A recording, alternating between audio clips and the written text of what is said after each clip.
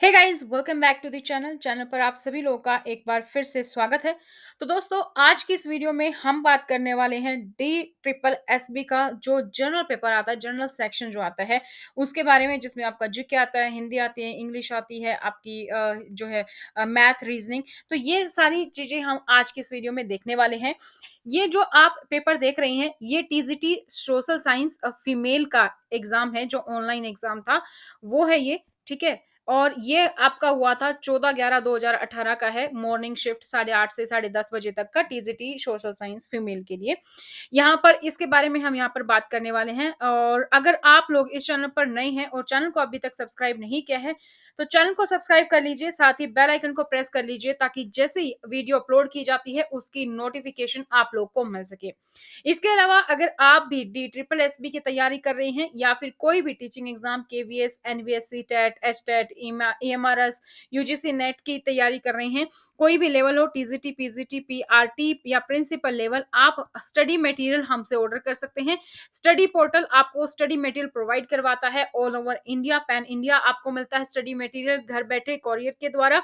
और ये helpline number आप इस पे हमें व्हाट्सएप कर सकते हैं। साथ ही अगर आप इन टीचिंग एग्जाम्स की अपडेटेड जानकारी चाहते हैं, कब एडमिट कार्ड आया, कब आपका फॉर्म फिल करना है, कैसा पैटर्न है, तो ये सब भी के लिए भी आप हमें इसी हेल्पलाइन नंबर पर कांटेक्ट कर सकते हैं। शुरू करते हैं आज की इस वीडियो को। इससे पहले अगर आप लोग हैं इस चैनल पर नए और अगर अभी तक भी नहीं सब्सक्राइब किया, तो सब्सक्राइब कर लेना, क्योंकि ये सीरीज आप लोग के लिए जारी रहेगी और प्रीवियस ईयर के पेपर आप लोग के लिए आते रहेंगे। जैसे कि मैंने आपको बताया, ये टीजीटी सोशल साइंस का है, लेकिन हम इसमें सिर्फ और सिर्फ जनरल पेपर देखने वाले हैं। जो इसका सब्जेक्ट कंसर्न पार्ट है वो हम किसी और वीडियो में देखेंगे, वरना वीडियो काफी लंबी हो जाएगी। सबसे पहला जो पोर्शन आप देख सकते हैं यहाँ पर, वो क्या है? वो है आपका मेंटल एबिलिटी का। इसमें फर्स्ट क्वेश्चन थोड़ा सा ब्लर होगा, लेकिन मैं आपको बता देती हूँ क्या दिया गया है। Study the following information carefully and answer the given question. For a recruitment process in an accounting organization, the candidate need to possess the following. कोई अकाउंटिंग ऑर्गेनाइजेशन है, उसका जो रिक्रूटमेंट प्रोसेस है उसमें कुछ क्वालिफिकेशन क्राइटेरिया रखा गया है कैंडिडेट के लिए। वो क्या है? सबसे पहला तो क्या है कि ही और she must B graduate in commerce 60% marks. एक तो क्या होना चाहिए? ग्रेजुएट होना चाहिए। ठीक है। और वो भी 60% मार्क्स के साथ। और ग्रेजुएशन किस में चाहिए? कॉमर्स में चाहिए, ये दिया गया है। ठीक है। ये है सबसे पहली क्राइटेरिया। सेकंड क्राइटेरिया क्या है? He she must be at least 24 years of age and not more than 40 years. 24 से लेकर 40 साल तक की एज क्राइटेरिया है। और एज कहां से कैलकुलेट होगी? 1 जुलाई 2016 पे ये दिया गया है। ठीक है। तीसरी क्राइटेरिया की बात करें तो he she must have a post qualification work experience of at least 2 years. तो यहाँ पे 2 साल का एक्सपीरियंस होना चाहिए, ये क्राइटेरिया है। फोर्थ क्राइटेरिया क्या कहता है? ही और she should have a secured 55% marks in selection process. जो सिलेक्शन का जो प्रोसेस है उसमें उसके जो मार्क्स आने चाहिए वो कितने आने चाहिए? 55% होने चाहिए। ये सिलेक्शन क्राइटेरिया दिया गया है। अब आपको बताना क्या है इसमें? However if the candidates fulfil above mention criteria except, अगर कैंडिडेट ऊपर जो जानकारी दी गई है, ऊपर जो एक क्राइटेरिया है इसको फुलफिल करता है, एक्सेप्ट, वो क्या कहता है? ए पॉइंट कहता है if first A at first first पे, यानी कि अगर कैंडिडेट ग्रेजुएट है 60% कॉमर्स के साथ, तो if the candidate is not graduate in commerce but has a post graduation degree in finance with minimum of 60%, he should could refer to the finance manager for the organisation. मान लीजिए वो graduate नहीं है, लेकिन क्या किया है? Post graduate है। और पोस्ट ग्रेजुएट भी किस में है? फिनेंस के साथ है। ठीक है। पोस्ट ग्रेजुएट फिनेंस के साथ है, तो वो मिनिमम 60% मार्क्स यहाँ पे हैं उसके, तो वो रेफर किया जा सकता है as a finance manager of the organisation. B point क्या कहता है? बी पॉइंट कहता है कि जो थर्ड पॉइंट है, जिसमें कि इसमें 2 साल का एक्सपीरियंस मांगा गया पोस्ट क्वालिफिकेशन, तो if the candidate fulfil all the eligibility criteria of post qualification work experience but has secured 75% marks in the selection process, he और she may be referred as trainee accountant. यानी कि उसको experience है 2 साल का, plus क्या है? Selection में उसके 75% आ गए, तो उसको क्या मिल जाएगा? उसको मिल जाएगा ट्रेनी अकाउंटेंट। ठीक है। और इस वाले को क्या मिल रहा था? Finance manager. ठीक है। Based on the above information, study carefully whether following candidate are eligible for the recruitment process and mark your answer as the follow. You are not to assume anything other than the information provided in the question. All the cases are given to you as on 7th 1st 2016. तो जो भी information दी गई है बस आपको यही information माननी है, और ये इंफॉर्मेशन मैंने यहाँ पे लिख दी है, थोड़ा सा राइटिंग देख लेना क्योंकि यहाँ पे ब्लर था, तो यहाँ पे आपको क्लियर हो जाएगा और उसके बेसिस पे हमें आंसर देना है। आप कैंडिडेट हैं स्नेहलता, मार्क्स उसकी डेट ऑफ बर्थ है 6/2/1990, 1990 का उसका डेट ऑफ बर्थ है। She has done graduation and post graduation in commerce, तो उसने ग्रेजुएट भी किया है, उसने पोस्ट ग्रेजुएशन भी किया है कॉमर्स में, फिनेंस में नहीं किया है लेकिन कॉमर्स में ग्रेजुएशन और पोस्ट ग्रेजुएशन भी है। 61% मार्क्स, 63% मार्क्स, तो यानी कि ये वाली तो क्राइटेरिया कंप्लीट है हमारा, ये वाला उसने क्राइटेरिया हमारा फुलफिल किया है फर्स्ट वाला। ठीक है। She has a post qualification work experience as a senior accountant of 3.5 year, और ये एक्सपीरियंस भी उसको 3.5 ईयर है, और यहाँ पे इसके 61% और 63 है क्योंकि मास्टर ग्रेजुएशन भी किया है और पोस्ट ग्रेजुएशन भी किया है। ठीक है। अब उसका C has a post qualification work as a senior accountant of 3.5 year. She has secured 58.5 marks in selection, और सिलेक्शन में भी उसके 58.5% मार्क्स हो गए। तो अब ये बताओ कैंडिडेट को सेलेक्ट किया जाएगा कि नहीं? ये तीनों क्राइटेरिया फुलफिल कर रही है, इनकी तो जरूरत ही नहीं पड़ी। तो इनकी जरूरत नहीं पड़ी तो 60% मार्क्स मांगे थे, ग्रेजुएट में 61% है जी। 2 साल का एक्सपीरियंस मांगा था, 3.5 साल का है जी। सिलेक्शन में 55% मांगे थे, 58.55। तो कैंडिडेट क्या है? ऑब्वियसली तीनों कैंडिडेशन सेटिस्फाई कर दी, तो candidate is to be selected. Option A आपका यहाँ पे करेक्ट है। नेक्स्ट क्वेश्चन, क्वेश्चन नंबर 2 क्या कहता है? क्वेश्चन नंबर 2 कहता है आपका कि ओड पेयर आपको यहां पर सर्च करना है फॉलोइंग में थे। ओड पेयर यानी कि तीन जो है वो किसी ना किसी तरीके से सेम है, और लेकिन कुछ क्या है अलग हैं। तो तीन जो सेम है और बाकी अलग हैं वो आपको बताना कि कौन सा इसमें अलग है। जैसे कि एग्जांपल यहाँ पे दिया हुआ है, क्या दिया हुआ है? Austria Beijing, Canada Ottawa. ठीक है। कनाडा ओटावा, तो ओटावा क्या है? कनाडा की राजधानी है। ठीक है। इसी तरीके से मैं अगर बात करूं क्यूबा और हवाना की, तो क्या है? क्यूबा और हवाना में अगर हम रिलेशनशिप देखें तो क्या है? हवाना क्लब भी क्या है? क्यूबा की राजधानी है। जापान की राजधानी टोक्यो, तो ये वाली कैपिटल नहीं है, तो ये हमारा ओड हो गया पेयर। बाकी सब में क्या है? बाकी सब में कंट्री और कैपिटल है। ठीक है। जबकि ऑस्ट्रिया और बीजिंग ये हमारी कैपिटल नहीं है। ठीक है। ओसियो और बीजिंग नहीं है क्योंकि बीजिंग किसकी है? कैपिटल चाइना की है। तो ये हमें यहाँ पर दिखाई दे रहा है, इसलिए आपका ऑप्शन ए जो है यहाँ पर करेक्ट है। अब नेक्स्ट क्वेश्चन, क्वेश्चन नंबर 3 क्या कहता है? If the transparent paper is folded at the dotted line what will be the resulting figure? ये वाला है, इसको अगर हम फोल्ड करेंगे तो पिक्चर कैसी आएगी? इसको अगर हम फोल्ड करेंगे तो कैसी पिक्चर आएगी? इसको अगर हम ऊपर की तरफ करते हैं, इस वाले पोर्शन को, जो ये पोर्शन दिया है, अगर इसको हम ऊपर की तरफ करते हैं तो किस तरीके से आएगा? कुछ इस तरीके से जाएगा, इसके ऊपर ओवरलैप हो जाएगा। तो ये वाली तो होगी नहीं क्योंकि यहाँ सिंगल है, ये वाली भी नहीं होगी, यहाँ पे सिंगल है। तो कौन सी वाली होगी? ये कुछ ज्यादा बड़ा है क्योंकि यहाँ पे अगर आप देखेंगे तो ये दोनों लाइन क्या है हमारी? सेम है, ये वाली लाइंस। और यहाँ पे ये सेम है, दोनों ओवरलैप कर रही है, तो हमारा आंसर कौन सा हो गया? फोर्थ हो गया। तो कई बार यहाँ पे आप थर्ड और फोर्थ में कंफ्यूज हो सकते हो, लेकिन आकृति को अगर आप ध्यान से देखेंगे तो आप सही आंसर यहाँ पर कर पाएंगे। क्वेश्चन नंबर 4 पे आ जाइए जी। Odd pair of numerical that does not hold same relation as the rest. वो बताना है आपको जो सेम रिलेशन नहीं करते हैं फॉलो, बाकी की जो करते हैं। अगर आप यहाँ पर देखेंगे तो यहाँ पर आप क्या करेंगे? प्लस करके देख लीजिए, माइनस करके देख लीजिए, मल्टीप्लीकेशन करके देख लीजिए, डिवाइड करके देख लीजिए। तो यहाँ पे हमें कुछ ऐसा दिखाई दे रहा है, देख लेते हैं। जो सीधा सीधा अगर हम इसको नजर डालते हैं तो हमें क्या दिखाई दे रहा है? 3 3 जा 9, 6 1 जा 6, 4 2 जा 8। लेकिन 3 के टेबल में 10 कहीं नहीं आता है, तो हमारा आंसर कौन सा हो गया? थर्ड आंसर हो गया, क्योंकि 10 जो है 3 के टेबल में कहीं नहीं आता। अगर यहाँ पे 9 और 12 होता तो सारे सेम हो जाते। तो ओड कौन सा है? 10 और 3 है यहाँ पे। नेक्स्ट क्वेश्चन, क्वेश्चन नंबर 5 क्या कहता है? What will come in place of question mark in the below series दी गई है, इसमें आपको बताना है कि क्वेश्चन मार्क की जगह पर क्या आएगा। और एज ए पिक्चर्स में आप कैसे देखते हैं, इसमें आपको देखना होता है कि डायरेक्शन अगर कोई कर रहा है, मूवमेंट हो रही है, तो वो किस जगह हो रही है, फील्ड है, अनफील्ड है, आकृति बढ़ रही है, घट रही है, तो ये सारी चीजें आपको यहाँ पर देखनी होती हैं। इसमें आपको सिंपल सी पिक्चर दी हुई है कि जो इसका रिलेशन यहाँ होगा वही इसका रिलेशन यहाँ होगा। तो यहाँ पे क्या है, ट्राइंगल था हमारा, हमने इसको फिल्ड करके सेंटर में प्लेस कर दिया इस बॉक्स के अंदर। इसी तरीके से अगर हम यहाँ पे बात करें तो यहाँ पे स्क्वायर था, यहाँ पे हमारा क्या है, पंचभुज है, तो इस पंचभुज को हम बना लेते हैं यहाँ। ठीक है, यह आकृति होनी चाहिए इस डब्बे के बीच में, क्योंकि ये भी साइड में था, ये भी साइड में था, लेकिन सेंटर में आ गया। और जिसके बाहर आकृति थी ट्राइंगल, वो हमने इसमें फिल्ड करके डाल दी। इसी तरीके से यहाँ पे जो है स्क्वायर है, इसको भी हम इसके अंदर डाल देते हैं और हमें क्या कर लेना है, इसको भी फिल्ड कर लेना है। तो जो भी ये आकृति होगी जहां पर भी, वही हमारा क्या हो जाएगा, आंसर हो जाएगा। अब बताओ कौन सा आंसर है, क्लियरली यहाँ पर हमें दिखाई दे रहा है, फोर्थ हमारा क्या है, करेक्ट आंसर है। नेक्स्ट क्वेश्चन जी, question number 6, sport the option figure that has below figure embedded as a part of it। embedded होनी चाहिए।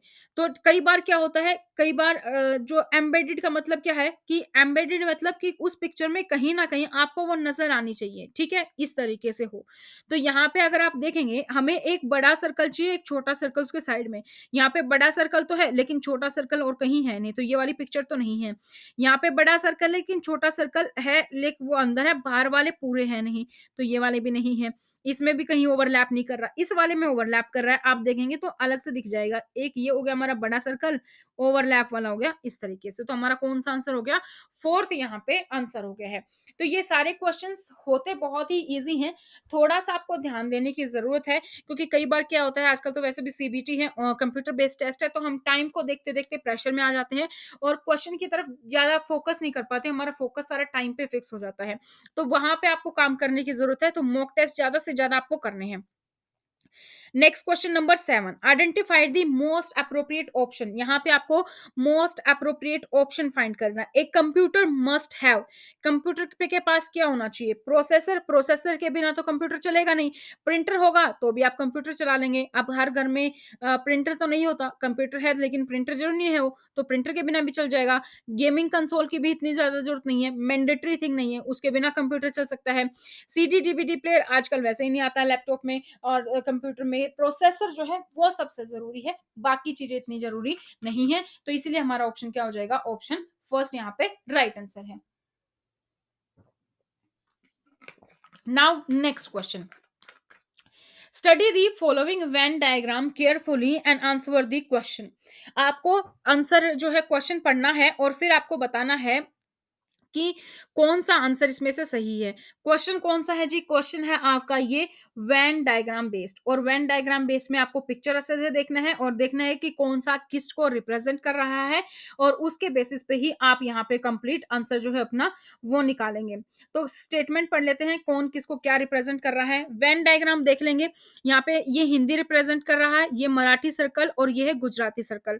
क्वेश्चन क्या दिया गया है, how many person speak only two language. यहाँ जो ये पिक्चर है, इसमें से दो लैंग्वेज कौन कौन बोल सकता है, कितने लोग बोल सकते हैं।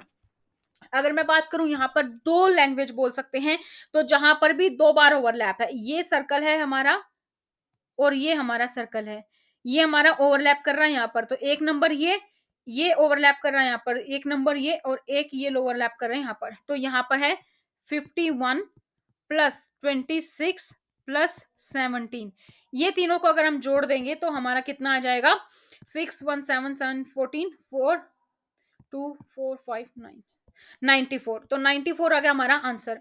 अगर यहीं पे पूछ लिया जाता कि मोर देन टू लैंग्वेज कौन कौन बोल सकता है, यानी कि तीन लैंग्वेज कौन कौन बोल सकता है, तो तीन लैंग्वेज कहाँ आएगा, जहां पे तीनों के तीनों ओवरलैप करेंगे, और तीनों कहाँ ओवरलैप कर रहे हैं, 7 पे, तो हमारा आंसर आ जाता 7। यहाँ पे ये पूछ लिया जाता टू और मोर लैंग्वेजेस, यानी कि दो या दो से ज्यादा, अगर दो या दो से ज्यादा होता तो हम इसमें क्या कर देते, +7 भी कर देते, तो हमारा कितना हो जाता, 101 हो जाता। ठीक है, तो आपको डायग्राम अच्छे से देखना है और ये भी देखना है कि क्या पूछा गया है। यहाँ पे बहुत सारे लोग कंफ्यूज कर देते हैं इसको +7 करके भी, लेकिन यहाँ पे पूछा गया ओनली टू लैंग्वेज, केवल टू लैंग्वेज, इसीलिए हमने 26 51 और 17 को एड अप किया है और 94 हमारा आंसर है। Question number 9। 9 कहता है कि A stands for plus, B stands for minus, C stands for multiply, then what is the value of this. इसमें क्या करना पड़ेगा, आपको सोल्व करना पड़ेगा। और सोल्व कैसे करना है, जहां पर भी जो दिया गया वो आप पुट कर देंगे 6। सी का मतलब क्या है, मल्टीप्लाई, तो हमने मल्टीप्लाई कर दिया 5। ए का मतलब क्या है जी, प्लस है, प्लस कर दिया 14। सी का मतलब क्या था, मल्टीप्लाई 2। बी का मतलब क्या है, -4। इसको आप कर देंगे 6 पंजे 30, 14 दूनी 28 और -4 58। 58 में से 4 गए, 54 आ गया। राइट आंसर 4 हो गया। सिंपल सा है। तो ऐसे क्वेश्चन भी आपको कई बार आएंगे। यहाँ पर आपका दिया गया है एबीसी, कि ए को ये माना, बी को ये माना, सी को ये। कई बार हो जाता है इंटरचेंज, कि 4 को 6 की जगह इंटरचेंज कर दो, 6 को 4 की जगह इंटरचेंज कर दो, या प्लस को माइनस कर दो, माइनस को प्लस कर दो, और मल्टीप्लाई को डिवाइड कर दो, डिवाइड को मल्टीप्लाई कर दो। तो इस तरीके की आपको देखना है कि कौन सा क्या है, और उसी तरीके से आपको आंसर देना है। Next, next question number 10। 10 कहता है total of the age of Anjali, Ankita and Banu 60। Anjali की जो एज है प्लस अंकिता की जो एज है प्लस बानू की जो एज है 60 साल की है, तीनों को मिला के। ठीक है। What was the total of their edges 4 years एगो। अगर अभी 60 साल है तो 4 साल पहले कितना था, 4 साल पहले 4 इसके कम हो गए, 4 इसके कम हो गए, 4 इसके कम हो गए, 4 8 और 12 यानी कि 12 साल कम हो गए। तो 60 में से हम 12 घटा देंगे, सिंपली कितना आ गया हमारा 48। आंसर कितना हो गया 48, सेकंड ऑप्शन। बहुत इजी है। ठीक है। तो जो भी समझना है आप नीचे कमेंट सेक्शन में कमेंट कर सकते हैं, तो हम उसको दोबारा भी देख लेंगे। Choose the words pair in which the words are differently related then in other pairs of word. आपको वो वर्ड पेयर यहाँ पर चूज करना है जो कि वर्ड्स डिफरेंट हैं अदर पेयर्स के अकॉर्डिंग। जैसे कि विश, डिजायर। विश क्या होती है, इच्छा होती है, डिजायर भी इच्छा ही होती है। एरर मतलब गलती, ब्लंडर मतलब बहुत बड़ी गलती। ठीक है। मोइस्ट, ड्रेंच, इसी तरीके से। लेकिन अनहैप्पी, प्लेजेंट क्या है, अनहैप्पी और प्लेजर जो है अपोजिट वर्ड है। अनहैप्पी मतलब दुखी, प्लेजर मीन्स खुशी। तो ये वाला हमारा आंसर राइट हो जाएगा, क्योंकि ये सिनोनिम्स है और ये हमारा एंटोनिम्स है। ठीक है। नेक्स्ट क्वेश्चन जी, क्वेश्चन नंबर 12 क्या कहता है, what will come in place of question mark in the below series. नीचे सीरीज दी गई है, आपको बताना है कि क्वेश्चन मार्क की जगह क्या आएगा। सीरीज में देखेंगे, एक तो ये है हमारा निशान और एक हमारा एरो है। हमें देखना है कि ये दोनों किस डायरेक्शन में मूव कर रहे हैं, क्योंकि जो बीच वाला हमारा स्क्वायर पार्ट है वो एज इट इज है। ठीक है। आप मान सकते हैं यहाँ स्क्वायर है, यहाँ थोड़ा रेक्टेंगल शेप है, तो यहाँ स्क्वायर है, तो जो अगली पोजीशन आएगी वो थोड़ी सी रेक्टेंगल शेप्स आ जाएगी। ठीक है। ये वाला जो पॉइंट लेते हैं जहां पर डॉट है, इसने कैसे मूव किया, इसने यहां मूव किया, फिर इस साइड मूव किया, फिर इस साइड मूव किया, अब इस साइड मूव करेगा। लेकिन यहाँ पे ये पॉइंट यहाँ था, फिर यहाँ पे हुआ, फिर यहाँ पे हुआ, तो अब ये पॉइंट यहाँ होगा, यानी कि ये पॉइंट इस तरीके से यहाँ पे पॉइंट आ जाएगा। ठीक है। एरो वाले की बात करें तो एरो पहले इधर था, फिर इससे इधर मूव किया, फिर इधर मूव किया, अब इधर मूव करेगा। ये लो जी, एरो का निशान किधर आएगा, पहले इधर था, फिर इधर था, फिर इधर है, और इधर वाले कोने पे आएगा, तो ये आएगा जी। तो जहां पे भी ये पिक्चर है वही हमारा आंसर हो जाएगा। ए में हमारे नहीं है, ए में हमारा अपोजिट है, बी में हमारा पिक्चर यहाँ पे सही है। ठीक है। तो ये हमारा करेक्ट आंसर यहाँ पे हो जाएगा। सॉरी, मैंने ये इधर ड्रॉ कर दिया, ये इधर आना था। ठीक है। क्योंकि ऐसे मूव किया, फिर ऐसे मूव किया, फिर ऐसे किया और फिर ऐसे किया ना, तो इसलिए मूव इधर होना था। तो हमारी सेकंड पिक्चर हमारे यहाँ पे करेक्ट है। Next question, question number 13। Sadhana introduces Ramu as the son of the brother of her father's wife. How is Ramu related to Sadhana? Blood relations का क्वेश्चन है। तो क्या देखते हैं, साधना है कोई, ठीक है, उसने राम को इंट्रोड्यूस किया है। राम क्या है, सन of the brother of her father's wife. ये क्या है, सन है। मैं ये रिप्रेजेंट कर रही हूं, और ये रिप्रेजेंट कर रही हूँ फीमेल के लिए, और ये रिप्रेजेंट कर रही हूँ मेल के लिए। तो ये सन है यानी कि मेल है, तो मैंने इसको रिप्रेजेंट कर लिया एक बॉक्स से। तो राम क्या है, सन है, किसका, ब्रदर का। सन है किसी के ब्रदर का। ठीक है। ब्रदर है मतलब फिर से मेल है कोई, ब्रदर का, किसका, उसके पापा का। उसके पापा यानी कि किसके पापा, जो साधना के फादर हैं उसके भाई का लड़का है, ऑफ हर फादर्स वाइफ। ठीक है, फादर की वाइफ, मतलब मम्मी का, ठीक है। क्या हुआ यहाँ पे, the son of the brother of uh father's wife, father's wife, इसका भाई है ये, ठीक है, ये इसका भाई नहीं है, ये इसका भाई है। तो इसकी मम्मी के भाई का लड़का है बेसिकली, अगर फादर को पिक्चर में से निकाल दे क्योंकि जरूरत है नहीं, तो मम्मी के भाई का लड़का यानी कि इसके मामा का लड़का है। तो आपको बताना है रामू कैसे रिलेटेड है साधना से, इसका क्या हुआ, ये ब्रदर हुआ, कजन ब्रदर, क्योंकि इसके मामा का लड़का है। तो यहाँ पे ब्रदर कहीं नहीं है, कजन है, तो कजन हम यहाँ पे सेलेक्ट कर देंगे, बी ऑप्शन यहाँ पर करेक्ट है। नेक्स्ट क्वेश्चन फिर से हमारा डायग्राम बेस्ड है। 14th, identify the image from options that is similar to below set of figures. आपको इमेज बतानी है जो कि सिमिलर है दिए गए पिक्चर्स में। यहाँ पर क्या है, यहाँ पे ट्रायंगल था, यहाँ पे स्क्वायर हो गया, यानी कि एक आकृति बढ़ गई।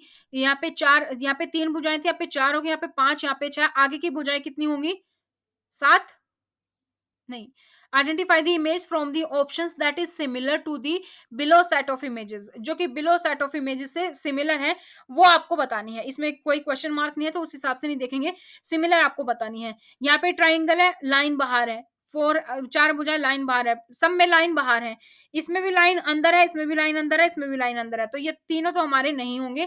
तो ये हमारा ऑप्शन फर्स्ट जो है यहाँ पे हमारा करेक्ट हो गया है, क्योंकि इसमें शेप ट्राइंगल है लेकिन लाइन जो है हमारी वो बाहर है, तो इसलिए हमारा ऑप्शन एक जो है वो यहाँ पर सही आंसर है। नेक्स्ट क्वेश्चन, नेक्स्ट क्वेश्चन क्या कहता है, what would be the next term in the below number series. ये नंबर सीरीज दी गई है, इससे आपको बताना है कि कौन सा जो है सीरीज का सही नंबर आएगा। अब इस सीरीज को आप बहुत तरीकों से सॉल्व कर सकते हैं। हम मल्टीप्लीकेशन देखेंगे, हम सब्ट्रैक्शन देखेंगे, हम सब कुछ देखेंगे।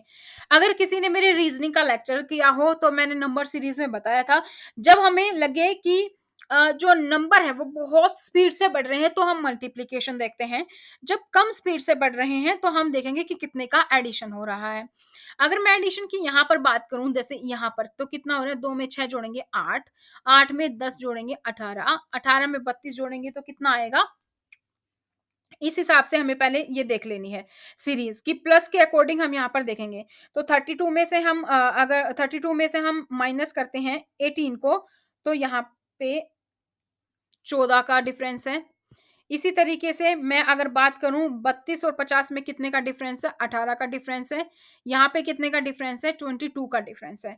क्या ये डिफरेंस सेम है, अब हमें ये पता होना चाहिए। 6 4 10 होते हैं, 10 और 4 14 होते हैं, 14 में 4 18 होते हैं, 18 में 4 22 होते हैं, सेम है। यानी कि जो आगे का आएगा वो भी हमारा 4 जोड़ के आएगा, तो 22 में हम 4 जोड़ देंगे तो कितना हो जाएगा, 26। यानी कि हम 72 में अगर 26 जोड़ेंगे तो हमारा अगला नंबर मिल जाएगा, यानी कि 98, जो कि यहाँ पे राइट आंसर है।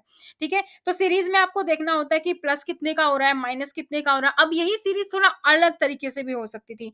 यहाँ पे हमने देख लिया कि सेम सेम है, सेम हमारा है। अगर मान लो सेम नहीं होता तो हम क्या देखते कि फर्स्ट थर्ड फिफ्थ इस तरीके से भी कई बार सीरीज होती है, तो इनमें कितना डिफरेंस है उसके अकॉर्डिंग फिर हम इसको सोल्व करते। अब हम next question, question number 16।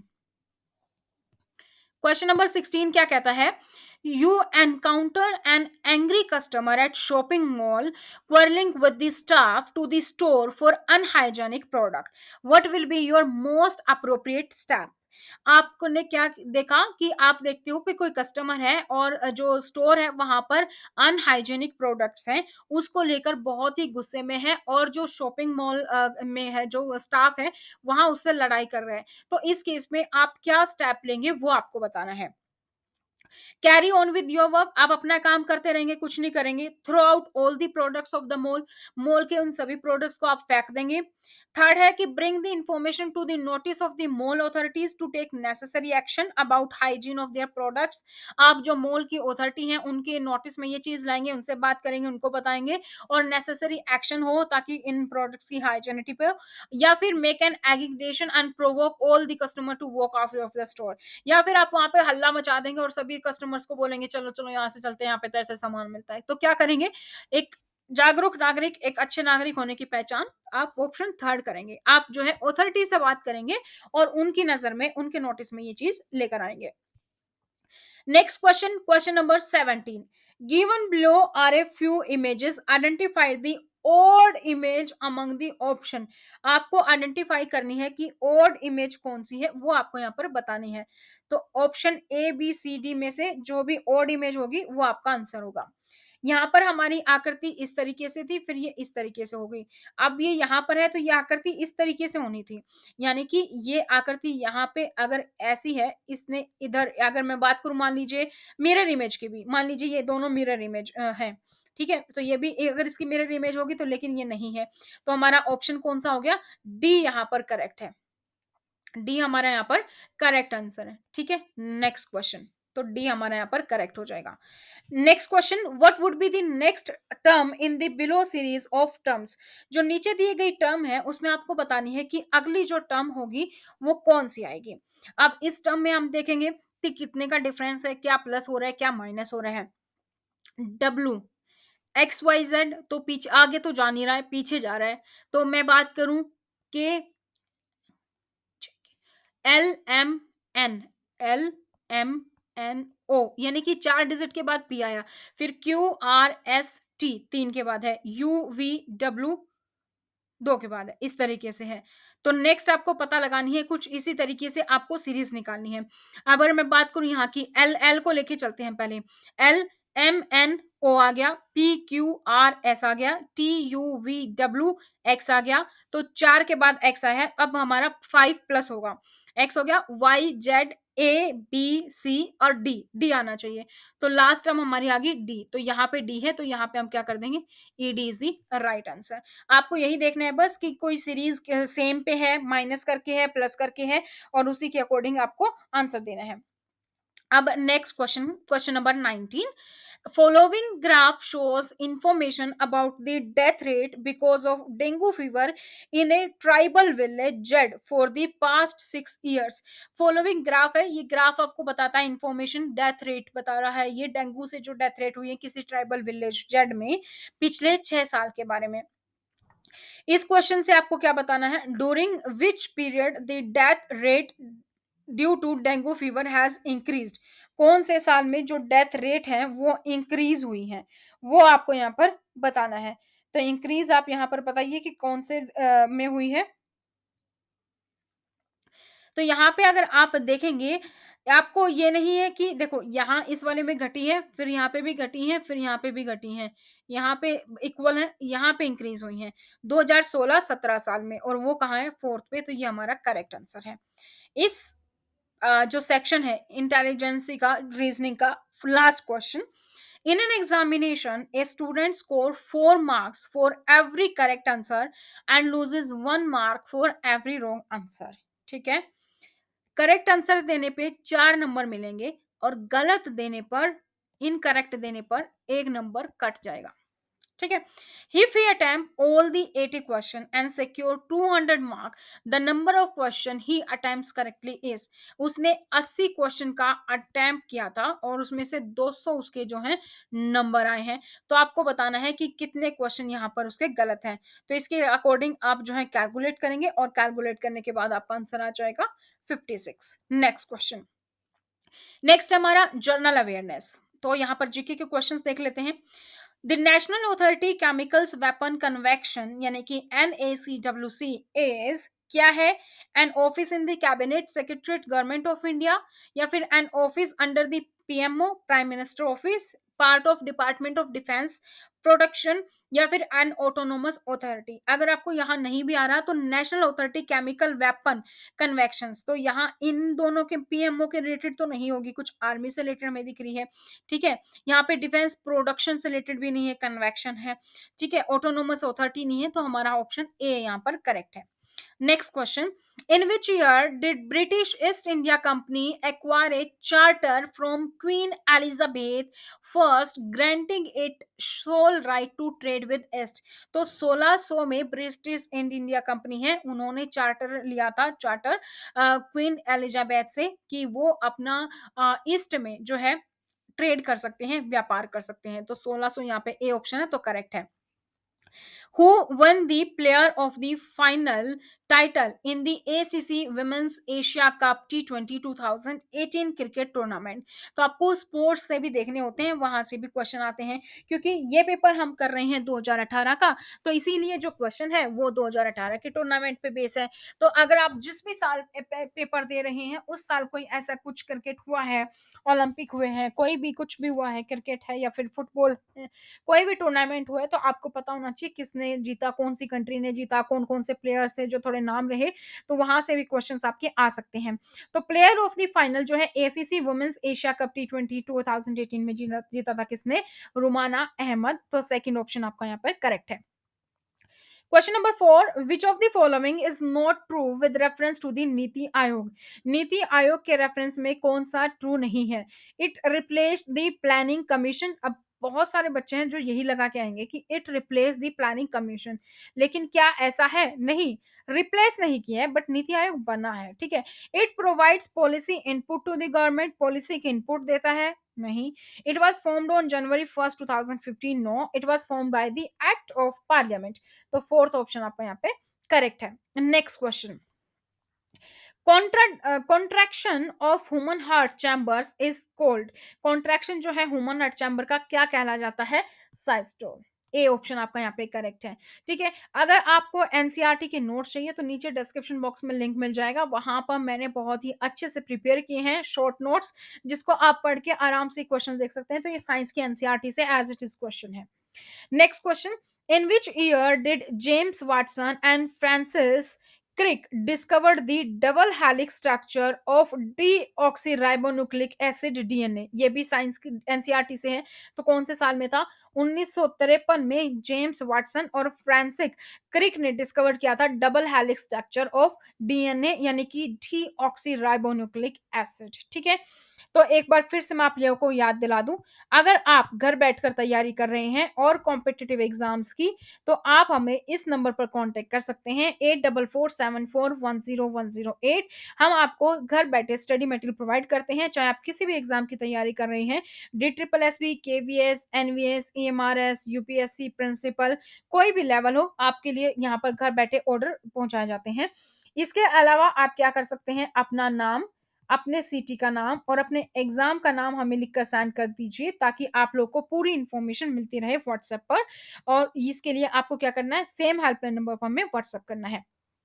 Next question पढ़ते हैं जीके का, and next question is the dash river forms the tradition boundary between North India and South India. North India और South India के बीच में कौन सी रिवर है जो ट्रेडिशन बाउंड्री बनाती है? तो आंसर आपका नर्मदा नदी है ये, ठीक है। Next question number 8, the financial stability and development council is chaired by the dash। जो financial stability and development council है वो कौन चेयर करता है? चेयर करता है उसको union finance minister. Fourth option आपका यहाँ पे करेक्ट है। नेक्स्ट क्वेश्चन है, prime ministers science technology and innovation advisory council, यानी कि PMSTIAC, consisting of member was constituted on 28 अगस्त 2018। 28 अगस्त 2018 को जो PMSTIAC है उसके मेंबर कितने थे, कितने कंस्टिट्यूट से? 21। आपका 21 डी ऑप्शन आपका यहाँ पे करेक्ट है, ठीक है। नेक्स्ट क्वेश्चन है, डी ऑप्शन यहाँ पे करेक्ट है। अब नेक्स्ट क्वेश्चन देखते हैं, एक सेकेंड यार, अरे हाँ, 10th जो है वो देखते हैं। The Mauryan pillar found at Sarnath, popularly known as lion capital, did not contain the figure of. जो मौर्यन पिलर है सारनाथ पे जो हमने लिया है, जिसको हम लॉइन कैपिटल भी कहते हैं, उस पे किसकी तस्वीर नहीं है?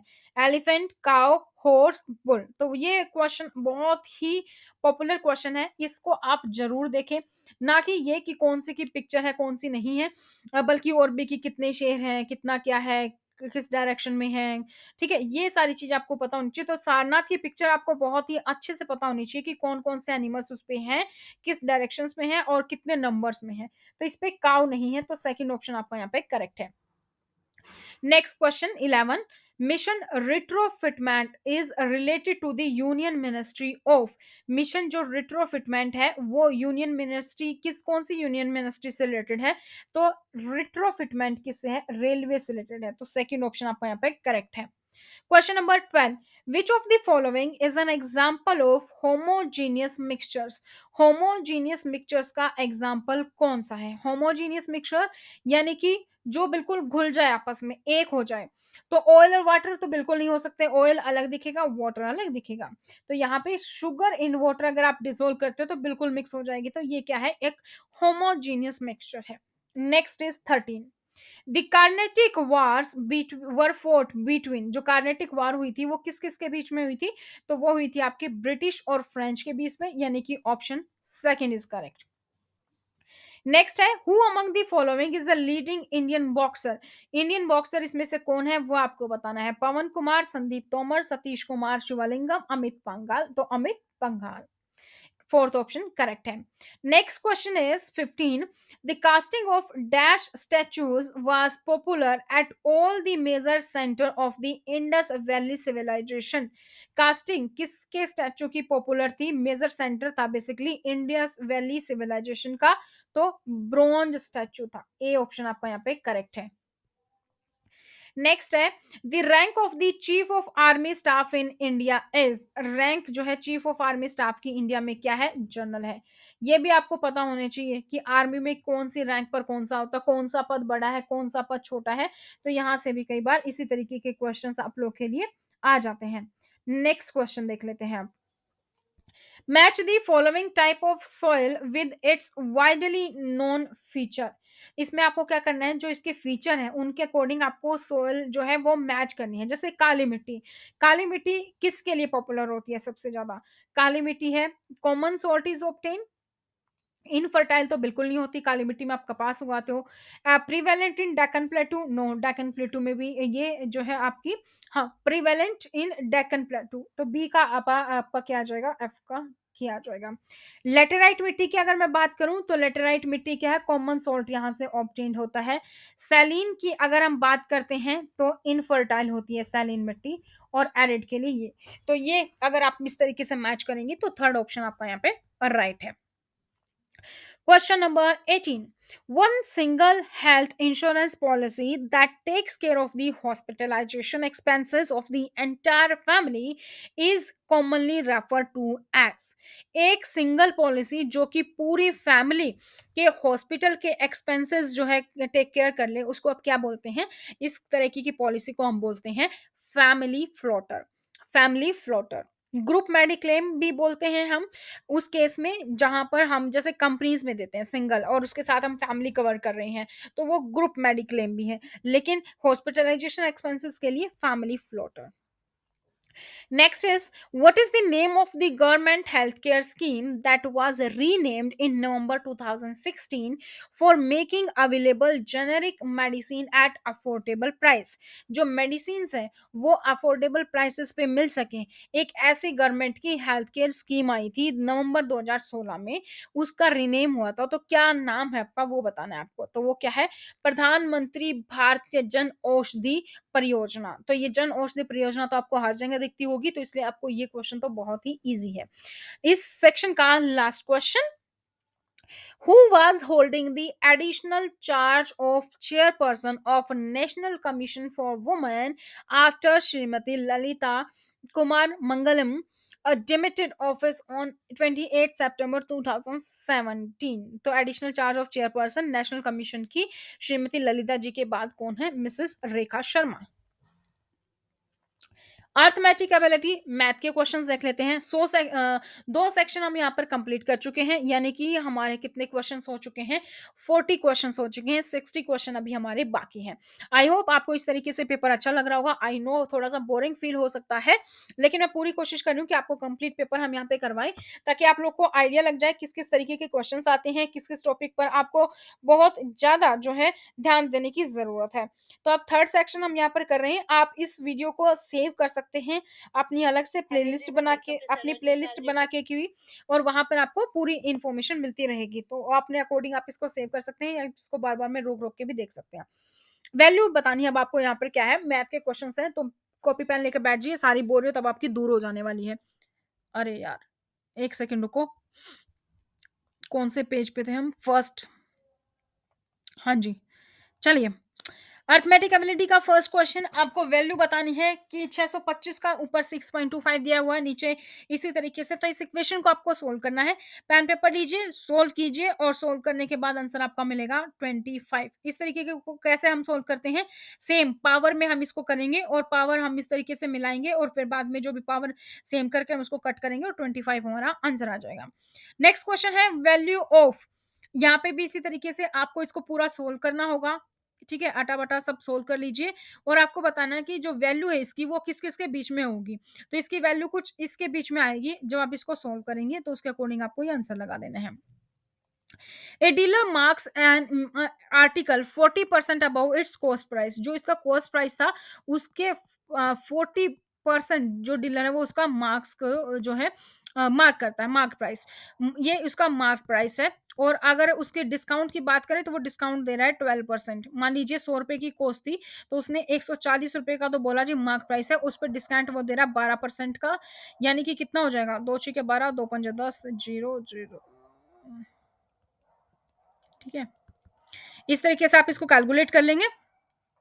Letter on he sell it by giving another cash discount of 39। तो जो भी यहाँ पर आ जाएगा उसको आप माइनस कर देंगे 140 में से, वो आपका प्राइस आ जाएगा। जो भी आपका प्राइस आता है, मान लीजिए से 120 आता है, यहाँ पे सिर्फ मैं मान रही हूँ, आप कैलकुलेट कीजिएगा।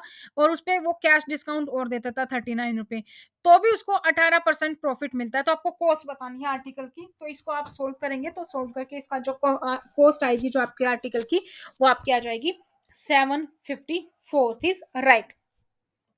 Next question, there are some children in a camp and their average height is 24 kg. Sorry, average weight है, एवरेज वेट है आपका 24 kg का है। कोई चिल्ड्रन है, कुछ चिल्ड्रन है कैंप में, उनका एवरेज वेट क्या है, 24 kg। तो एवरेज से सवाल है। 5 जो बच्चे हैं उनका एवरेज वेट है आपका 18 kg। ज्वाइन द कैंप और if 10 children of average weight leave the camp. इसमें क्या करते हैं, इसमें 5 बच्चे और जुड़ जाते हैं जिनका एवरेज वेट है 18, और 10 बच्चे माइनस हो जाते हैं जिनका एवरेज वेट है 24। 3/4 आएगा यहाँ पे। 24 से 3/4 किलोग्राम उनका एवरेज वेट था, वो यहाँ से हट जाते हैं। तो एवरेज वेट आपको बताना है, बोथ केसेस में ये है सेम रहता है। अगर इसमें ये जुड़ रहे हैं, ये घट रहे हैं, तो एवरेज हमारा सेम रहेगा। तो नंबर ऑफ चिल्ड्रन आपको बताने हैं, सेम रह रहा है प्लस करके और माइनस करके। तो कितने बच्चे हैं टोटल, 15। यहाँ पर आप इसको कैलकुलेट करेंगे, 15 is the right answer. Next question करते हैं, question number 5। 16 liter of a solution containing 15% acid are mixed with 20 liter of another solution containing 16% of acid। 16 litre का सॉल्यूशन है, उसके में है 15% एसिड, और वो मिक्स किया जाता है 20% के साथ जिसमें कि 16% एसिड है। नेक्स्ट देखते क्या लिखा है।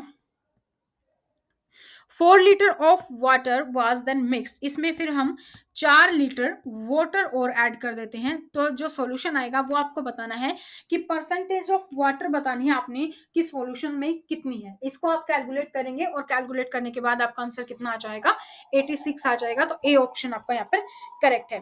Question number 6, value of this, इसकी वैल्यू आपको बतानी है। तो इसको आपको सोल्व करना है पूरी तरीके से। इसको आप सोल्व करेंगे तो ये डिवाइड से पहले का और उधर का सब आपस में कट जाएगा, तो एक आंसर आपका यहाँ पर आ जाएगा। तो 4 तो आपका यहाँ पर राइट आंसर है। नेक्स्ट क्वेश्चन कहता है 7। 7 है, A can do a piece of work in 10 days. A कर सकता है 10 डेज में, बी कर सकता है 15 में, और सी कर सकता है 20 दिन में। और इस टाइप के क्वेश्चन हमेशा पूछे जाते हैं। तो ए एक काम को कर सकता है 10 दिन में, बी कर सकता है आपका 15 दिन में, और सी कर सकता है 20 दिन में। उन लोगों ने क्या किया है, काम को इकट्ठा शुरू किया है, और ए 2 दिन के बाद छोड़ के चला जाता है, बी 4 दिन के बाद छोड़ के चला जाता है, और सी अपना काम करता रहता है। तो कितने दिन में कंप्लीट होगा, ये भी आपको कैलकुलेट करना है। और कैलकुलेट करने के बाद आपका आंसर कितना आएगा, 6/2/3। ठीक है, तो बेसिकली ए ने कितने दिन काम किया, ए ने सिर्फ 2 दिन काम किया, बी 4 दिन बाद छोड़ के गया, तो 6 दिन काम किया। सी कितने दिन में कंप्लीट करेगा उस बचे हुए काम को? तो आपको क्या करना है कि ए इतने दिन में कर सकता है, बी इतने दिन में कर सकता है, सी इतने दिन में कर सकता है। यहाँ से आपको निकालना बचा हुआ कितना वर्क है और फिर आपको सी की कैपेसिटी के अकॉर्डिंग निकाल देना है। तो आंसर आ जाएगा second. Next question 8, ratio of speed of A and C. Ratio का सवाल है। रेशो जो है ए और सी का वो है 5:11। B covered a distance of 450 kilometre in 6 hour. B ने 450 किलोमीटर की डिस्टेंस कवर की है 6 घंटे में। ठीक है। Speed of A is 2/3 that of B. Speed जो ए की है वो 2/3 है बी की। The distance covered by C is 3.6 is, ये आपको निकालनी है। यहाँ पे क्या गया कि ए और सी का रेशो है 5:11, लेकिन बी ने इतनी कवर की है इतने में। तो क्या होता है, speed is equal to distance by में टाइम। डिस्टेंस बाय में टाइम से हम यहाँ से इसका कैलकुलेट कर लेंगे। जो भी ये कैलकुलेट आएगा इससे हम ए की स्पीड निकाल लेंगे। ए की स्पीड हमारे पास आ जाएगी, तो रेशो से हम किसकी स्पीड निकालेंगे, सी की स्पीड निकालेंगे। सी की हमारे पास स्पीड आ जाएगी, तो हमें बताना है कि 3.6 आर में उसने कितना डिस्टेंस कवर किया।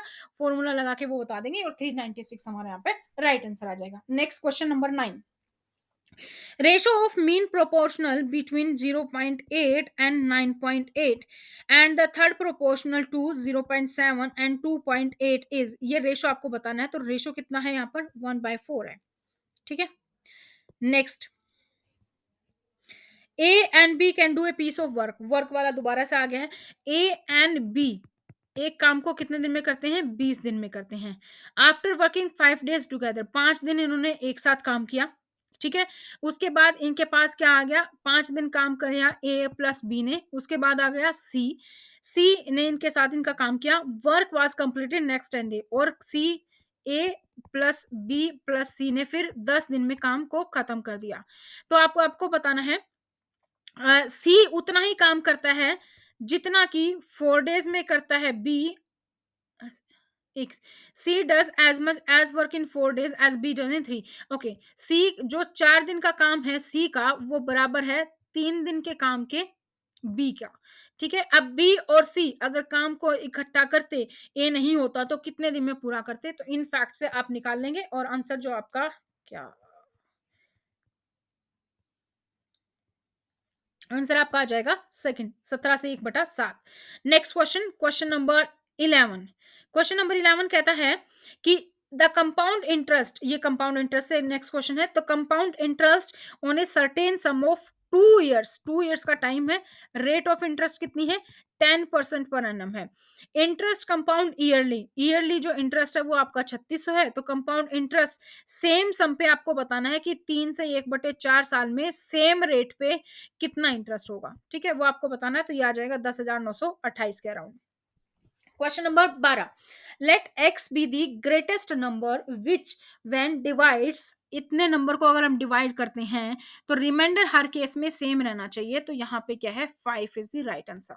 Next question, the ratio of lateral surface area of a cone and that of a hemisphere with equal height and equal radius is. अगर कोई इक्वल हाइट और इक्वल रेडियस का कोन है और एक हेमिस्फीयर है, तो उन दोनों का जो लिटरल सरफेस एरिया है उसमें कितना फर्क होगा? तो उस फॉर्मूले को अगर आप देखेंगे तो डिफरेंस है 1/√2 का।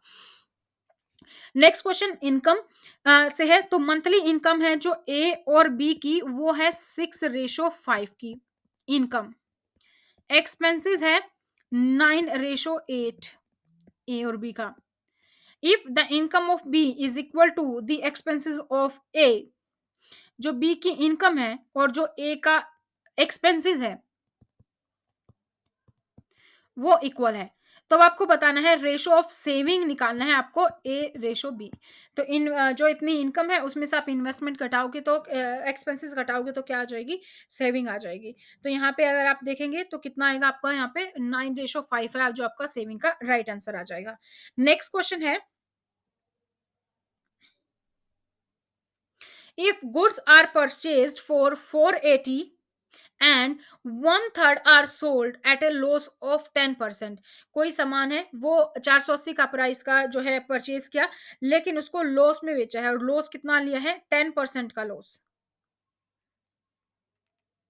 उसके बाद किस percentage profit should be remaining to be sold as to gain 20% of the whole transaction. उस 480 में से वन थर्ड तो बेच दिया उसने 10% का। अब कितना परसेंट जो उसका बचा है, यानी कि 2/3 जो उसका बचा है, उसको कितने गेन पे बेचे, गेन, ताकि उसको 20% जो उसको गेन हो। तो आंसर यहाँ पे आ जाएगा 35। Next question number 16, the area filled in the shape of a trapezium is equal to the area of another filled in the shape of an equilateral triangle। एक ट्रेपीजियम का और एक इक्विलेटरल का जो बात कर रहे हैं हम, सेम है क्या, एरिया। ठीक है, इक्विलेटरल ट्राइंगल से। तो अगर पैरेलल साइड जो है फर्स्ट फील्ड की 70 है और 170 मीटर है, तो non parallel side of 130 each क्या होगी, तो साइड्स आपको वो बतानी है। तो यहाँ पे आप कैलकुलेट करेंगे तो ये आपका राइट आंसर आ जाएगा। नेक्स्ट क्वेश्चन क्या है, 17। तीन क्वेश्चन हो रहा है मैथ के, उसके बाद Hindi English. The rate at which water flows in a river, 33 1 by 2 33 and a half percentage of the speed of boat in still water. If the boat travel down the river of 3.5 hour and then return back the river for 3 hour, it will be 33.6, I guess, ये yes 6 kilometer short of its starting point. What is the speed? तो speed आप calculate करेंगे तो 12.6। Next question, in a class of 60% of students are boys and rest are girls। 60% तो boys हैं, तो rest are girls, यानी कि 40% girls हैं। अगर 35% of the boys and the 60% of the girls gate scholarship, the number of girls who do not scholarship is 32। ठीक है, अब ये बोला है, देखो मान लीजिए 100 बच्चे थे, उसमें से 60 लड़के हैं, 40 लड़कियां हैं। अब ये कह रहा है कि 35% जो बॉयज हैं और 60% जो लड़कियां हैं उसको स्कॉलरशिप मिली है, 60% को मिली है, यानी कि 40 का भी 60% में निकाल दूं तो यानी कि कितने को मिली है, 24 बच्चों को मिली है, 24 लड़कियों को मिली है स्कॉलरशिप। और जिनको नहीं मिली है वो 32 है। ठीक है, जिसको नहीं मिली है वो 32 हैं। तो then the number of boys who do not get the scholarship वो आपको बताना है। तो यहाँ पे हमने निकाल लिया, जिनको स्कॉलरशिप मिली है वो 24 हैं, जिनको नहीं मिली है ये कह रहा है वो 32 है। तो ये 32 क्या है, 40 का 60% निकाला, तो यानी कि 40 का 40% अगर मैं निकालूं तो ये मेरे पास 16 आ रहा था, लेकिन ये कह रहा है 32 है। तो यानी कि इसका दोगुना है। अगर तो यहाँ पे मेरे पास नंबर है जिनको नहीं मिली। अब मुझे निकालना है जो बच्चे जिनको नहीं मिली स्कॉलरशिप, लड़कों को, मैंने यहाँ पर 60% लिया था, उसका 35% को मिली है स्कॉलरशिप। ठीक है, 20 या 60, 20 5 100, 500 35, यानी कि 15 बच्चे हैं जिसको स्कॉलरशिप मिली। किसको नहीं मिली, 60 में से 15 घटा दूं तो कितना आ जाएगा, 45।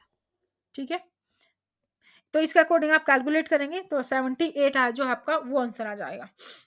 नेक्स्ट है, study the following pie chart and table and answer the question. आपको पाई चार्ट पढ़ना है, उसके अकॉर्डिंग आपको आंसर देना है।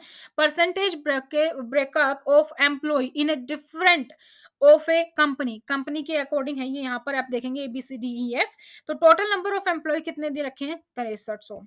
डिपार्टमेंट ए है, उसमें मेल इतने हैं, फीमेल इतने हैं, 6300। यहाँ पे पहले हम देखते हैं पूछा क्या गया है। Ratio of the number of male employ in department BDE together and the number of female employ in AE and F, ये हमें निकालना है। तो हमें क्या चाहिए, हमें चाहिए कि मेल जो है वो BDE में कितने हैं, बी में मेल के लिए हमें कैसे निकालना पड़ेगा, 6300, 21% लोग हैं, 21% एम्प्लॉय। पहले तो यहाँ पे हमें जो आएगा वो एम्प्लॉय का नंबर आ जाएगा। यहाँ पर हमें मेल कितने हैं, यहाँ पर रेशो कितना है, 10 है। तो जो भी आएगा यहाँ पर उसको हम 10 रेशो के अकॉर्डिंग निकालेंगे, वो हमारे पास मेल आ जाएगा। इसी तरीके से हम सबके मेल फीमेल निकालेंगे, इनको प्लस कर देंगे, उनको प्लस कर देंगे, इनका रेशो 3:2 आ जाएगा। Next question same pie chart से है। Total number of employee in department E is what percentage less than the total number of female employee in department C and D। तो ये भी इस तरीके से कैलकुलेट करेंगे तो 16 आपका राइट आंसर आ जाएगा। अब चलते हैं हम नेक्स्ट सेक्शन की ओर, और नेक्स्ट सेक्शन हमारा क्या है, English.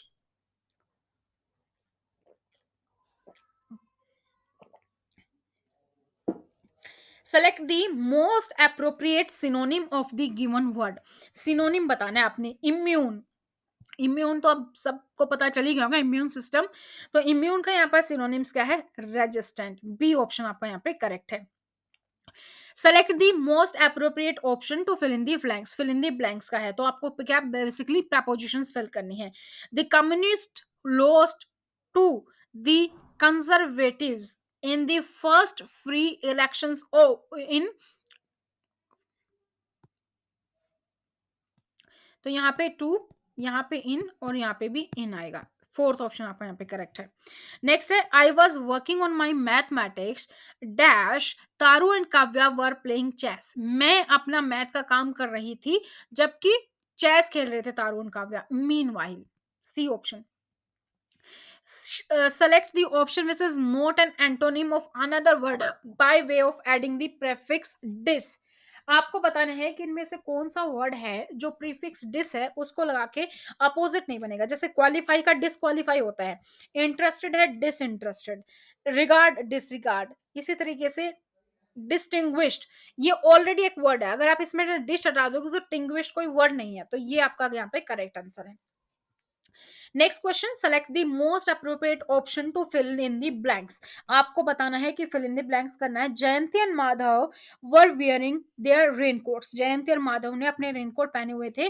Therefore when the rain came they dash wet, ताकि जब रेन आई तो उन्होंने क्या किया, वो गीले नहीं हुए, did not get wet. Second option. From the options given below choose the sentence that is not correct, जो सेंटेंस करेक्ट नहीं है वो आपको चूज करना है। तो यहाँ पर आप देखेंगे फोर्थ ऑप्शन राइट दे रखा है, Moxi take on non patient facing logistic task and reduce trips by nurses to supply rooms.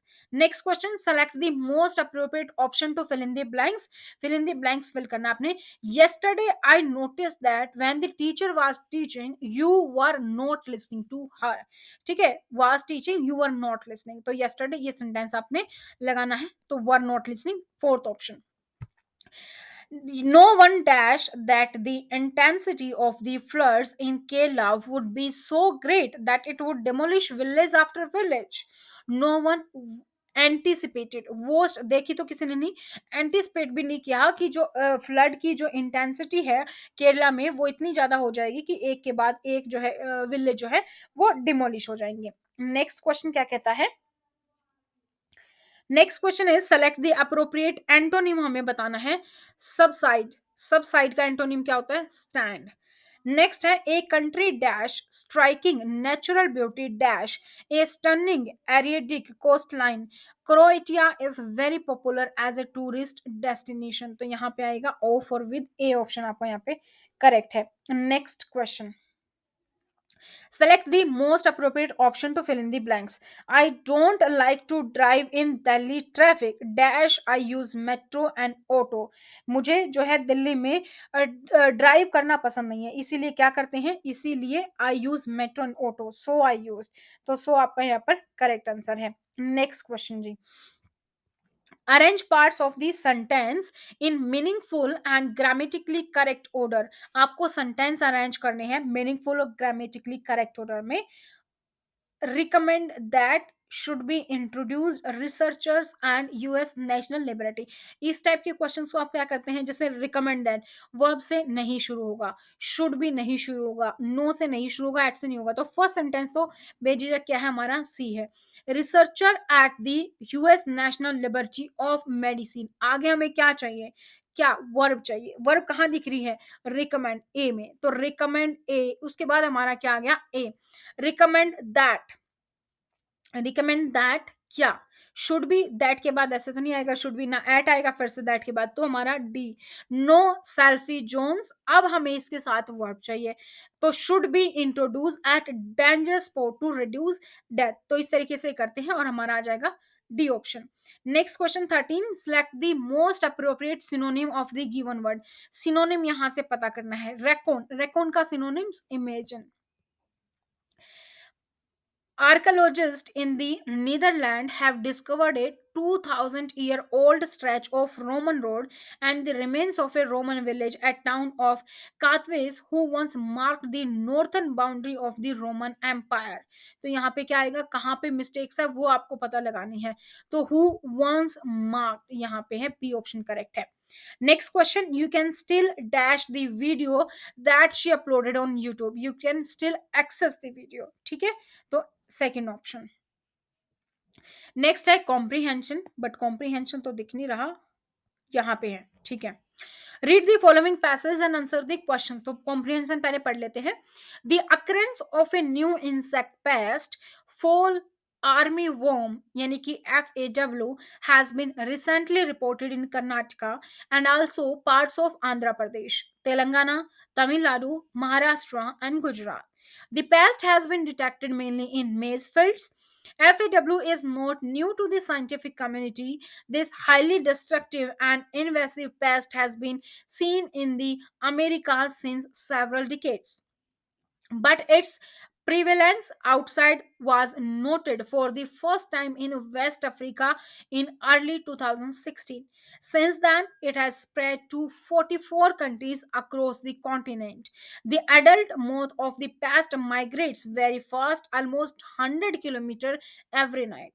It can therefore invade new areas quickly. Also, each moth is capable of laying 1500 eggs on an average. The entire life cycle from egg to new adult moth that lays fresh egg is completed in about 30 days during the summer months.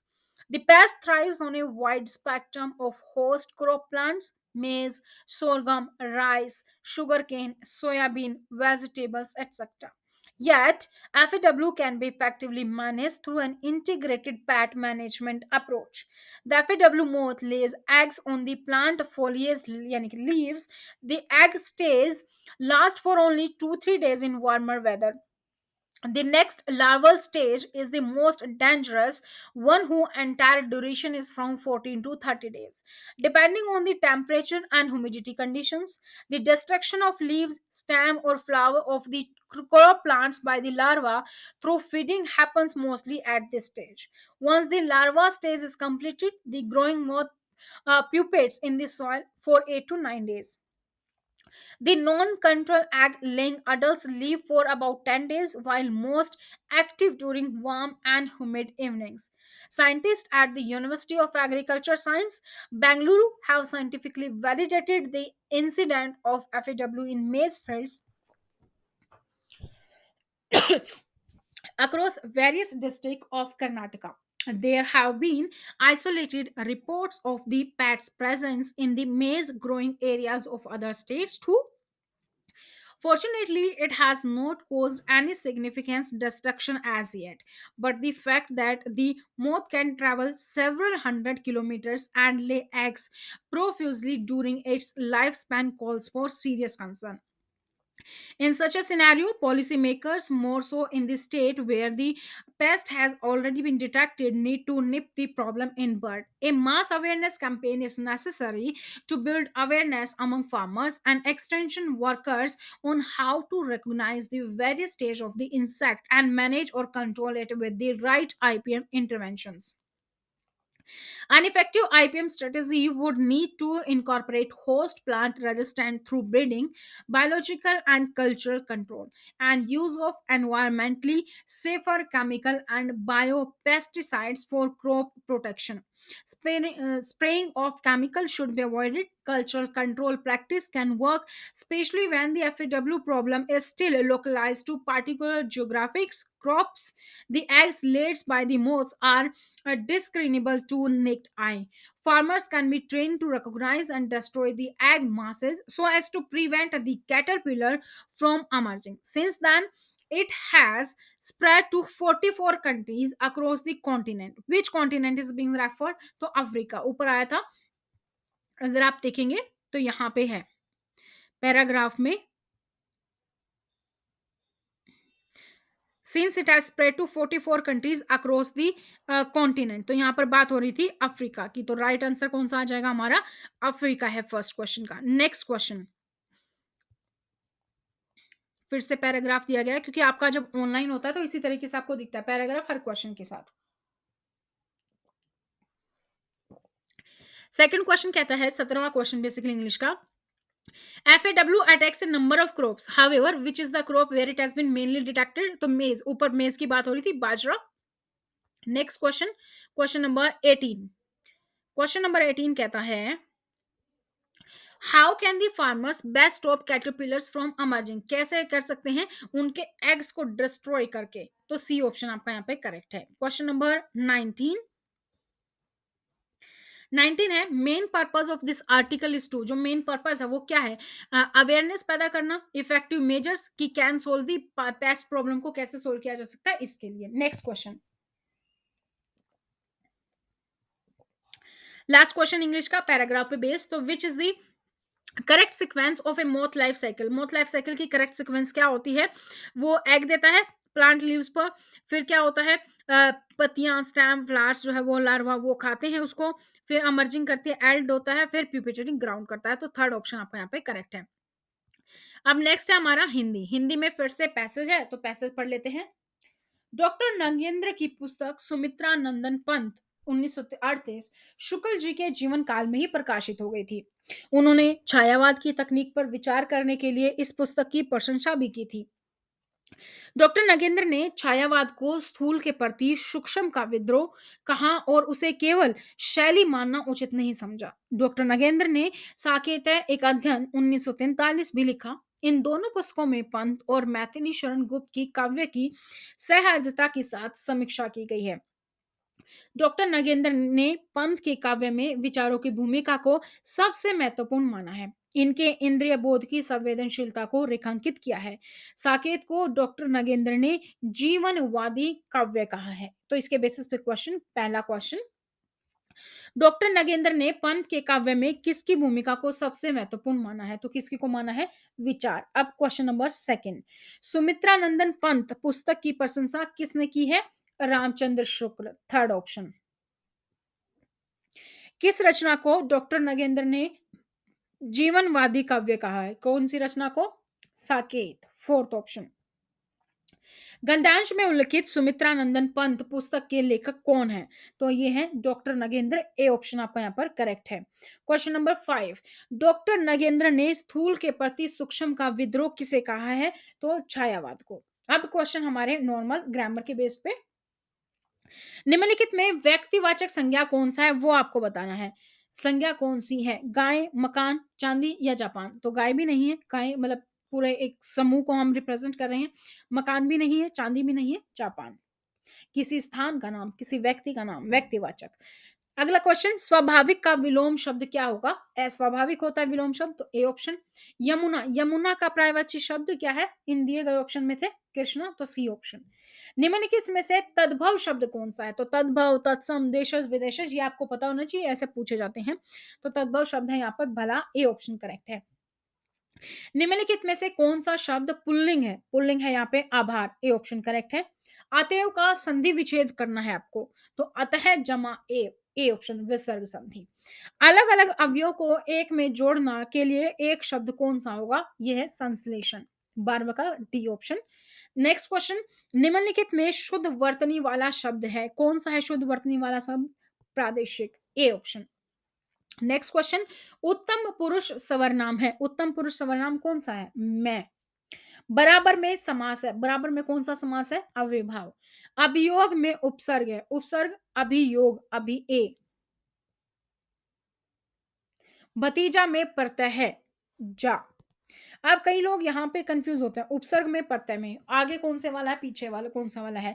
तो जो पीछे लगता है वो प्रत्यय। कैसे आप याद रख सकते हैं? प्रत्यय पीछे, तो पै और पै से आप याद रख सकते हैं, पै और पै, और आगे ऊ आगे, तो आगे से पै से पै याद रखेंगे, यानी कि पै से प्रत्यय, पै से पीछे, पीछे आता है। या फिर ऊ और पै में भी आप याद रख सकते हैं, ऊ पहले आता है और पै बाद में आता है, तो यानी कि ऊ पहले वाला और पै पीछे वाला। मैं बात कर रही हूँ वर्णमाला की। क्या क्या गया इस तरीके से हम पढ़ते हैं ना, तो ऊ हमारा ए आई स्वर्ग में पहले आता है ऊ, तो ऊ हमारा पहले आता है, तो यानी कि पहले आएगा, यानी कि आगे वाला पार्ट जो हमारा वो उपसर्ग होता है। पे हमारा पीछे आता है, यानी कि पीछे वाला पार्ट हमारा प्रत्यय होता है। फिर से तत्सम वाला शब्द बताना है, कौन सा शब्द तत्सम है? तो यहाँ पे रजनी जो है वो तत्सम शब्द है, ऑप्शन ए। निम्नलिखित में से कौन सा शब्द अव्यय है? अव्यय आपको बताना है, तो यहाँ पर है तथा। नेक्स्ट क्वेश्चन, मैंने पुस्तक जाना है, मैंने पुस्तकालय जाना है। इस वाक्य में अशुद्ध क्या है? मैंने पुस्तक जाना है, मैंने पुस्तकालय जाना है, सॉरी। तो यहाँ पर क्या है? मुझे पुस्तकालय जाना है, ये आएगा। तो मैंने इज द करेक्ट डिसकरेक्ट वर्ड। आगे है सब्जेक्ट रिलेटेड, जो कि हम अगली वीडियो में करेंगे।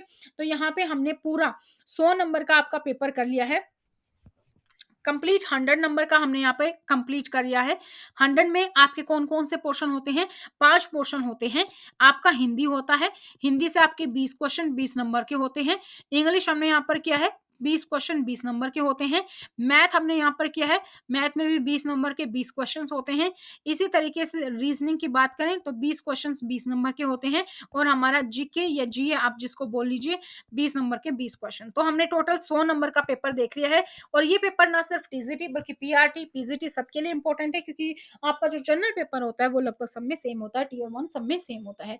तो आज की इस वीडियो में दोस्तों इतना ही, फिर मिलेंगे। आपको फिर से याद दिला दूं, अगर आप घर बैठे तैयारी कर रहे हैं कॉम्पिटेटिव एग्जाम की, तो आप हमसे स्टडी मटेरियल ऑर्डर कर सकते हैं। हेल्पलाइन नंबर 8447410108, और इस पे आप अपना नाम, अपने शहर का नाम और अपने एग्जाम का नाम हमें लिखकर भेज सकते हैं विद योर सब्जेक्ट, ताकि आप लोग को उसके अकॉर्डिंग ब्रॉडकास्ट में ऐड कर लिया जाए और आप तक सारी information time time to time पहुंचती रहे। तो चैनल को सब्सक्राइब करें, बेल आइकन को प्रेस करें, क्योंकि तभी तो आप लोग को और नोटिफिकेशन मिलेगी जैसे ही कोई और पेपर हम अपलोड करेंगे आप लोग के लिए। तो thank you so much, bye bye, take care, फिर मिलते हैं नए एग्जाम के साथ। All the best.